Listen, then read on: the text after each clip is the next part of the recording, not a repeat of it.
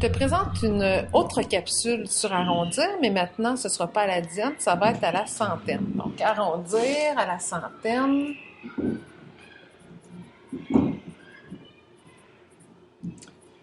Je me fais une droite numérique. Je prends le nombre 128. Alors, ma centaine, j'ai le choix. Mon 128, autrement dit, il est entre 100 et 200. Mon 128 se situe entre ces deux dizaines-là, entre ces deux centaines-là, c'est-à-dire une centaine et deux centaines. Mon 128, ici, je sais que dans mon milieu, j'ai 150.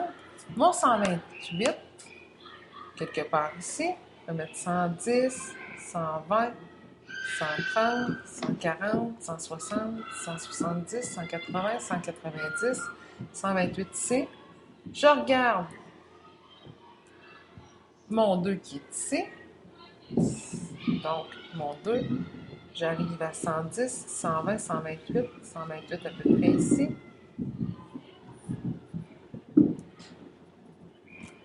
Alors, je suis beaucoup plus proche de mon 100 ici que de mon 200. Alors, 128 arrondi, ça me donne 100. J'en fais un autre. Je vais prendre une autre couleur. Ici, j'ai 153. J'ai ma centaine qui est ici. Je vais aller voir à côté. À côté, j'ai un 5. 153, quand je le place sur ma droite numérique, ici, j'ai 160, donc 153 est à peu près ici. Comme ça, 153 ici. Donc, je vois tout de suite que je suis plus proche du 200 parce que 150, c'est mon milieu. 153, mais je suis beaucoup plus proche du 200. Donc, si je regarde à côté, j'ai mon 5. On se rappelle de la première capsule sur arrondir. Quand j'ai plus haut que 5, quand j'ai 5 et plus haut que 5, je prends mon plus grand nombre qui est ici. Donc, 153 est égal à 200.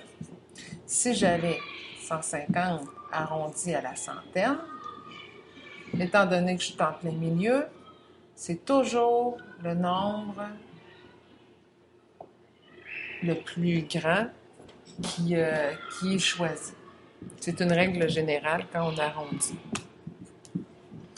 Je vais en faire un autre. Si j'ai 105 arrondi à la dizaine, je regarde à côté, j'ai mon 0, puis on sait que 110 c'est ici, 105 c'est la moitié. Alors, je le vois tout de suite que je suis beaucoup plus proche de mon 100.